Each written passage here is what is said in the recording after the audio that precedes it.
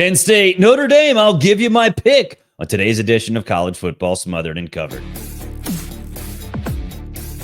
You are Locked On College Football Smothered and Covered with your host, Barrett Sallee. Your one-stop shop for everything college football. Part of the Locked On Podcast Network. Your team every day. Hey, welcome into the Monday edition of College Football Smothered and Covered. My name is Barrett Sallee. Really appreciate you checking out this show. Semifinals coming up, so we have a lot to get to. You can follow me on all the social media accounts at Barrett Sallee, 2 R's, 2 T's, 2 L's, and 2 E's. We have a busy show today. We'll talk a little bit about how to fix the college football playoff. A lot of eyes, a lot of concern about that. I have all of the answers, and it's not just go back to 4. Again, I've conceded the election. I know that's not going to happen. We'll talk about the transfer portal, quarterbacks moving all over the place. We'll get to that. But first, we'll talk about the Orange Bowl. I'm going to Miami. We will have a pick. Hey, today's episode brought to you by Game Time. Download the Game Time app, create an account, and use code LOCKEDONCOLLEGE for $20 off your first purchase. Okay, going to Miami on Wednesday morning. Really excited about it.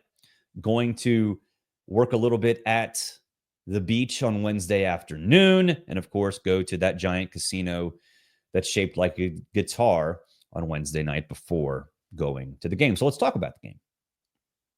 Penn State and Notre Dame. Not really the semifinal I think a lot of us expected before the season, and certainly not the one we expected after Notre Dame lost to Northern Illinois, but yet here we are. So let's make a pick. Let's make a pick for this game. We've got Notre Dame winning. We've got Notre Dame winning rather emphatically, at least in terms of how the game is played. Now, the score, 21-17. Let's just throw it out there, 21-17. But I think Notre Dame's the better team. I think they're more consistent. And I think when you look at how they operate, they play Penn State football, but do it just a little bit better. What have I called Notre Dame all season? The best boring team in the country. The best boring team in the country. Why boring? Because they're self-aware. They don't have to do things that they don't need to do. I'll give you an example. In the quarterfinal against Georgia, you can look at the stats and you can see Riley Leonard under 100 passing yards, and the offense just didn't really do anything in terms of stats. But stats don't really matter all that much with this Notre Dame team. I think the biggest thing about Marcus Freeman, and he doesn't get enough credit for this, is that he's very self-aware. He's not a narcissist. Coaches, a lot of coaches, pretty much every coach, head coach anyway, is a narcissist. They want to prove that they're the smartest person in every room. That's selfish. They only care about themselves. They care about their players too, but they really care about themselves. Marcus Freeman doesn't. What he saw was Riley Leonard running up the middle and off the right side working, and it worked very well. So why change it? He didn't have to prove that he was the smartest person in the room, because in reality, not trying to do that proves that he actually is that. He will let Riley Leonard rip it if he needs to, but he didn't need to do it against Georgia. And because the defense has been so good all season, he hasn't really needed to do it for the majority of the season. They've still got receivers. We've seen that the last couple of games. Faison's kind of emerged. By the way, did you hear that he played lacrosse? They have said that. So, talk about Ryan Williams being 17. Faison played lacrosse, is now the new Ryan Williams is 17. My goodness, I love ESPN. I love those guys, but dude, stop it. But Faison's been fine. Greathouse has been fine. They exist. Those playmakers exist. We'll talk about Penn State and the lack thereof in a second. But Marcus Freeman is not going to go. I trust Marcus Freeman in a big game more than I trust James Franklin. Now, I do trust James Franklin more today than I did 5 weeks ago. But still, I think this offense can do more than Penn State, but Marcus Freeman's the way he operates makes him a more trustworthy coach. So going up against Penn State, what does that mean? Well, Penn State front to back is great. Now, Abdul Carter, it's Monday, so we don't know exactly what the deal is going to be. We've heard reports of who's on the injury list and who's not, and it sounds like he's going to play. What's 100%? We don't know.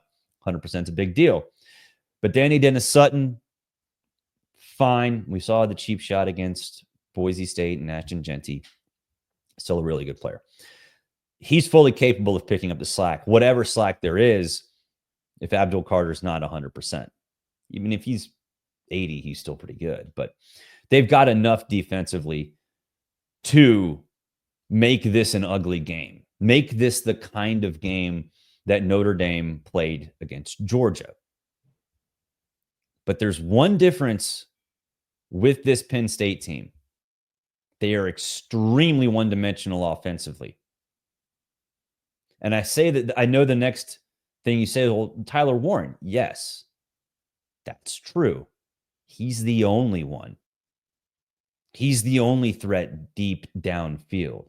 So Notre Dame is talented enough, and Al Golden has them playing at such a high level that they can, and they understand that. So they can afford to give Tyler Warren much more attention and have more success with that attention than I think a lot of other teams out there.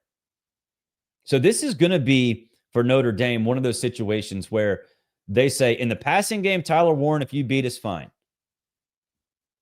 But it's probably going to have to be somebody else. And I don't think Penn State has those dudes. I don't think Penn State has enough offensively to make up for whatever attention, whatever they do to slow down Tyler Warren. I just don't think they've got the weapons. I don't think they can move to a plan B when they have to throw the ball. Now, will they have to throw the ball? How much will they have to throw the ball? Well, with Nick Singleton and Katron Allen,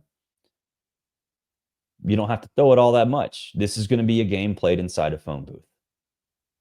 And I'm here for it. I think it's what these teams do best. Now, I know the natural response would be, hey, who do you trust more at quarterback, Riley Leonard or Drew Aller? Riley Leonard. I trust Riley Leonard more. He's more dynamic in the running game. And I think when he does open up, when he gets the chance to rip it, he's better than Drew Aller. But again, they don't have to do that. He doesn't have to do that. So I will take Notre Dame over Penn State. We'll have the pick for the Cotton Bowl tomorrow. But this Notre Dame team is legit, folks. I know there's this idea, well, Notre Dame doesn't win big games. When they went to the playoff twice, they played better teams. When they went to Miami to play Alabama in the BCS National Championship game after the 2011 season, Alabama was better. Notre Dame's got the team speed. That's the biggest thing with this Notre Dame team. They have, air quote, SEC speed. I don't think Penn State does. Notre Dame does. You saw what they could do with that front seven, just blazing off the edge. They're a legit national championship caliber team. They're going to show it against Penn State with an ugly, very Notre Dame kind of win. We'll take a break. When we come back, musical quarterbacks. What is up with everything going around behind center in the transfer portal? We'll talk about it because it's fast and furious, folks. We will do that in just a second. Hey, sign up for the Subtext group right below. You can text me. I can text you. Flying to Miami on Wednesday to cover the Orange Bowl. You'll get all the sights and sounds and maybe some insight on what happens at the craps table on Wednesday. We'll be right back. Today's show brought to you by our good friends over at FanDuel. From big upsets to game-winning drives, the NFL playoffs, you know they're better with our friends at FanDuel, America's #1 sportsbook. Right now, new customers can bet $5 and get $200 in bonus bets guaranteed. That's $200 in bonus bets, win or lose. That's right. Your $5 bet, you win it, you lose it. Does not matter. You get $200 in bonus bucks. The FanDuel app gives you everything you need for live bets, same game parlays, and so much more. Live betting is so much fun, folks. I love live betting, live lines, right? You see as the games go on, hey, you know what? Notre Dame is now a 10-point favorite over Penn State because Riley Leonard just busted out a 70-yard touchdown run.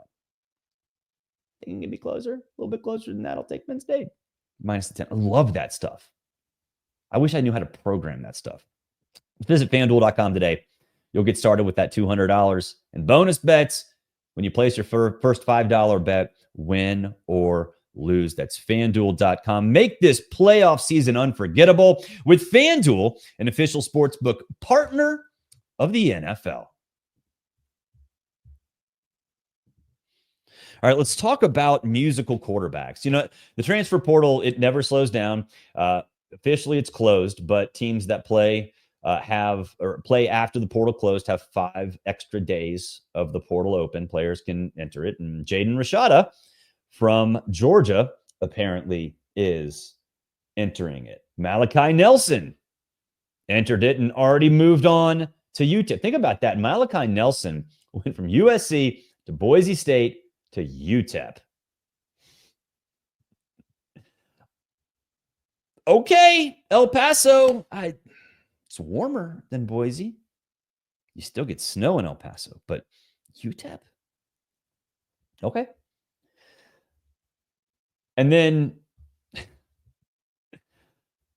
okay, Oregon loses a signee from earlier this season, or last month. Darren Kawhi Sagapula Tele to Cal.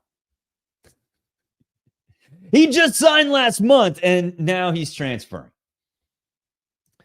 Look, I think quarterbacks at this point understand that there's only one ball. You don't have to wait 2 or 3 seasons, and you can get exposure for the NFL no matter where you play. No matter where you play. Malachi Nelson thought he would play at Boise State. Obviously, that did not happen. Maddox Madsen beat him out. Look what Maddox Madsen did, along with Ashton Jeanty. Obviously, led them to a college football playoff appearance. So go to UTEP. Get some exposure. If you have a great season, you can move on somewhere else next season. That's fine. These guys, these younger guys, and all 3 of these guys are young. All they care about is playing. And I know they'll get criticized for it. And look, to an extent, I get the criticism because you're never married to your school, but neither are coaches. And I think the clear path for quarterbacks now is find playing time when you're young. Doesn't matter where it is.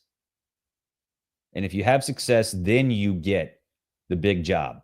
Then you find your way to Georgia, to Oregon, to USC, instead of going the other way, the traditional way, which all 3 of these guys did. This is just the new era. And I love it, honestly. It's a big reason why we've got parity in the world of college football now. Because those guys that were going to wait 2 or 3 years, go find somewhere to play. The quarterback level, where they are, where the position is across the country, that bar has been raised. And individually, these players find ways to live out their dreams. Now, with Jaden Rashada, we all know his, well, if you don't know his story, he is a nomad. He moved from high school to high school, committed to Florida, lawsuit happens, ends up at Georgia. loses out. Well, doesn't lose out. He's not going to start over Carson Beck, but loses out on the backup job to Gunnar Stockton. Gunnar Stockton played fine against Notre Dame. And now he's off. That's a little concerning when you've got somebody who has basically lived the last 6 years of his life as a nomad football player. You have to know, you have to judge if you're a coach, if a player is just looking to play for the betterment of himself and the opportunities, or if he just doesn't care about anything. Because a guy like Jaden Rashada, when something goes south, when something goes wrong, and it happens a lot, how's he going to recover? Is he going to pack up his stuff and go home? Or is he going to fight through adversity? When you have been to 75 different high schools and you're on your third college in less than a season, you might have a little bit of an inflated view of your self-worth. So that's a little concerning. But all these guys going to find playing time, fine, man. Go do it. Go do it. It's totally cool. It's hard for us to keep up with, but it's the way things are nowadays. And I like it for the game. You know, I know it's easy to say, oh, I don't like it for the game. These players are transferring every offseason. Okay, but the level of play across the country has gone up. And to me, that's better for the sport. You can disagree. You might disagree. It's cool, though. We can yell at each other in the sport. That's what makes it great. We'll take a break. Speaking of yelling at each other, everyone's got an opinion on the playoff, right? How do you fix it? What do you do? We'll talk about it next. It's College Football Smothered and Covered. We are powered by the Locked On Podcast Network. Today's show, it is brought to you by our good friends at Game Time. Are you attending the new 12-team college football playoff? Well, it's an incredible experience that brings fans together like never before. Remember the excitement of past playoff games, and I can't wait to make new memories with the updated format and the extra teams involved. Game Time has a new feature called Game Time Picks that makes getting tickets for events even easier. Filters out all the fluff to show you incredible deals on seats so you don't have to waste time searching through thousands of tickets. Recently, I used Game Time to go to a concert last summer. Had some friends going, and we stumbled into a babysitter for our two kids. And they were like, you want to come with us? You want to ride with us? We didn't have tickets. So looked on Game Time right there. Right there. It was at Truist Park, so there were a lot of seats. And Game Time Picks helped me out because they showed me the best deals. Take the guesswork out of buying tickets with Game Time. Download the Game Time app, create an account, and use code LOCKEDONCollege for $20 off your first purchase. Terms apply. Again, create an account, redeem code LOCKEDONCollege. That's LOCKEDONCOLLEGE for $20 off. Download Game Time today. Last minute tickets, lowest price guaranteed.